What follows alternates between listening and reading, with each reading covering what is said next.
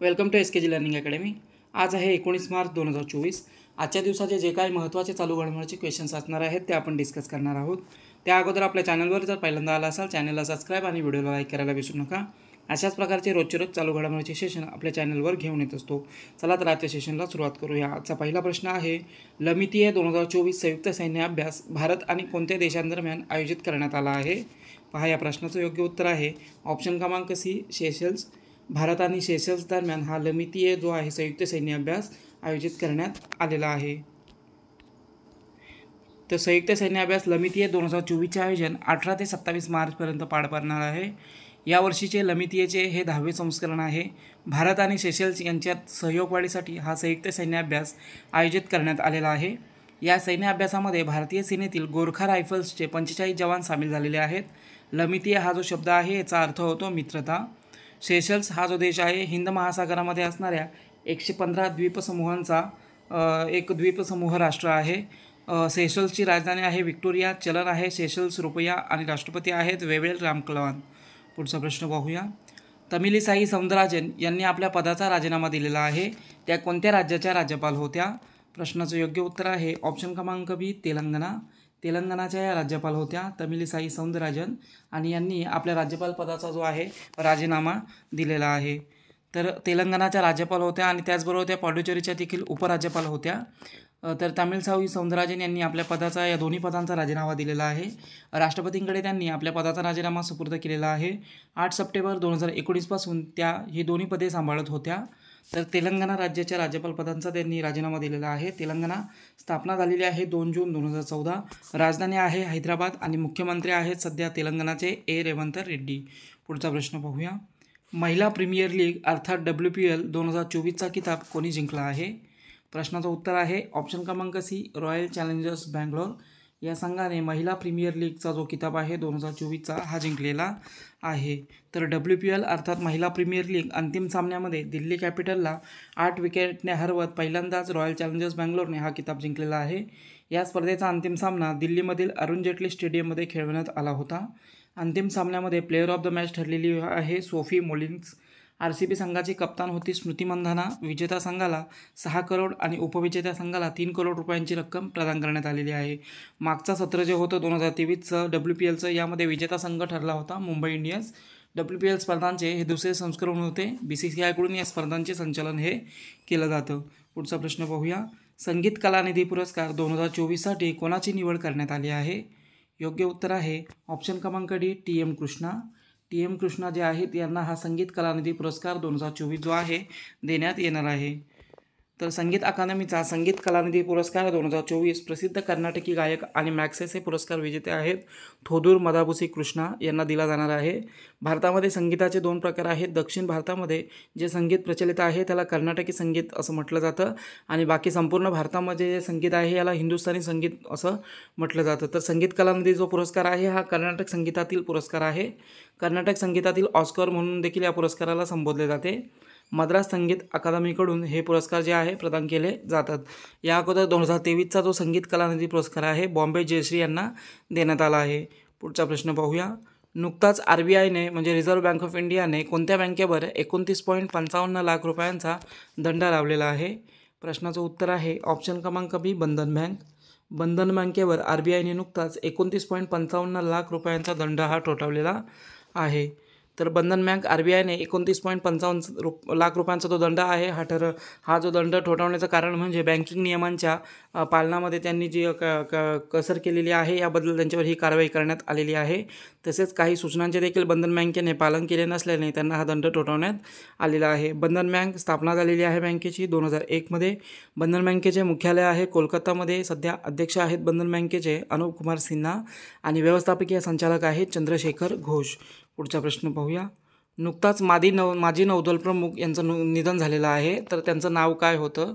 तर पहा, माजी नौदल प्रमुखांचं जे आता नुकताच निधन झालेलं आहे त्यांचं नाव आहे लक्ष्मीनारायण रामदास। हे जे आहेत हे माजी नौदल प्रमुख होते आणि यांचं नुकताच निधन हे झालेलं आहे। माजी नौदल प्रमुख ॲडमिरल लक्ष्मीनारायण रामदास यांचं वयाच्या 90व्या वर्षी निधन झालेलं आहे. 1 डिसेंबर 1990 ते 30 सप्टेंबर 1993 दरम्यान ते भारतीय नौदलाचे प्रमुख होते. त्यांच्या सेवेकरता त्यांना परमविशिष्ट सेवा पदक, त्यानंतर अतिविशिष्ट सेवा पदक, तसेच NM विशिष्ट सेवा पदक आणि ADC जे आहे हे प्राप्त झालेले आहेत. पुढचा प्रश्न पाहूया. व्लादिमीर पुतिन हे कितव्यांदा रशियाचे राष्ट्रपती बनले आहेत? या प्रश्नाचं योग्य उत्तर आहे ऑप्शन क्रमांक डी, 5व्यांदा. व्लादिमीर पुतिन जे आहेत हे 5व्यांदा जे आहेत रशियाचे राष्ट्रपती बनलेले आहेत. तर व्लादिमीर पुतिन 5व्यांदा राष्ट्रपती पदाची निवडणूक यांनी जिंकलेली आहे. राष्ट्रपती निवडणूक 2024मध्ये त्यांना 87% मते प्राप्त झालेली आहेत. व्लादिमीर पुतिन 5व्यांदा राष्ट्रपतीपदी विराजमान झालेले आहेत. पहिल्यांदा सन 2000मध्ये ते राष्ट्रपती बनले होते. रशिया राष्ट्रपती निवडणुकीमध्ये कम्युनिस्ट उमेदवार निकोलाई खारितोनोव हे दुसऱ्या स्थानी राहिलेले आहेत. तर व्लादिस्लाव दानकोज हे जे आहेत हे तिसऱ्या स्थानी राहिले आहेत. 1700च्या दशकामधील कॅथरीन द ग्रेट यांच्यानंतर आता व्लादिमीर पुतिन हे सर्वात दीर्घकाल सेवा करणारे रशियन नेते जे आहे ठरणार आहेत. तर रशियाची राजधानी आहे मॉस्को. चलन आहे रशियाचं रुबल. राष्ट्रपती आहेत व्लादिमीर पुतिन आणि पंतप्रधान आहेत मिखाईल मिशुस्टिन. पुढचा प्रश्न पाहूया. नॉर्दर्न कोलफील्ड्स लिमिटेडचे नवीन अध्यक्ष आणि व्यवस्थापकीय संचालक कोण बनले आहेत? या प्रश्नाचं योग्य उत्तर आहे ऑप्शन क्रमांक ए, बी साईराम. हे जे आहेत नुकताच नॉर्दर्न कोलफील्ड्स लिमिटेडचे नवीन अध्यक्ष आणि व्यवस्थापकीय संचालक बनलेले आहेत. तर बी साईराम नॉर्दर्न कोलफील्ड लिमिटेडचे नवीन अध्यक्ष आणि व्यवस्थापकीय संचालक असणार आहेत. ही जी कंपनी आहे नॉर्दर्न कोलफील्ड लिमिटेड ही कोल इंडिया या कंपनीची उपकंपनी आहे. बी साईराम यांना या क्षेत्रामधील 33 वर्षाचा अनुभव आहे आणि आता त्यांची जी आहे अध्यक्ष आणि व्यवस्थापकीय संचालकपदी निवड झालेली आहे नॉर्दर्न कोलफील्ड लिमिटेडच्या. पुढचा प्रश्न पाहूया. भारतीय कंपनी नुमालीगड रिफायनरीने कोणत्या देशामध्ये आपले पहिले संपर्क कार्यालय सुरू केलेलं आहे? तर पहा, भारतीय कंपनी आहे नुमालीगड रिफायनरी आणि या कंपनीने जे आहे आपलं पहिलं जे संपर्क कार्यालय विदेशामध्ये सुरू केलेलं आहे हे सुरू केलेलं आहे बांगलादेश या देशामध्ये. तर भारतीय कंपनी नुमालीगड रिफायनरी बांगलादेशमधील ढाका येथे पहिले कार्यालय यांनी सुरू केलेलं आहे.